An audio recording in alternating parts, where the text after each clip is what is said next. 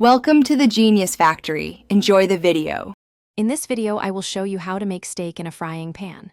Start with a great cut, like a ribeye or New York strip, about 1.5 inches thick.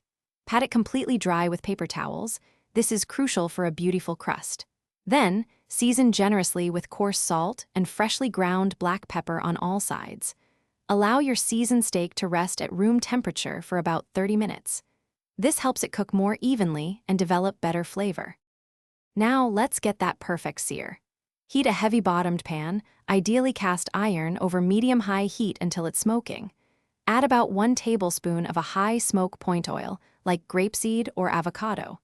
Carefully place your steak in the screaming hot pan and sear for 2 to 3 minutes per side. Resist the urge to move it around.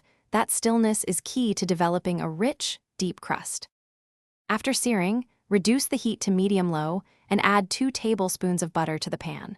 Toss in some aromatics like crushed garlic cloves and fresh rosemary or thyme sprigs.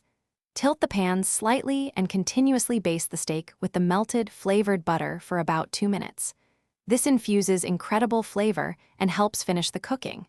Use a meat thermometer to ensure your desired doneness, aiming for around 130 degrees Fahrenheit for a perfect medium rare. The final, crucial step is resting. Transfer your beautifully cooked steak to a cutting board and tent it loosely with foil. Let it rest for at least 5 to 10 minutes. This allows the juices to redistribute throughout the meat, ensuring every bite is incredibly tender and flavorful.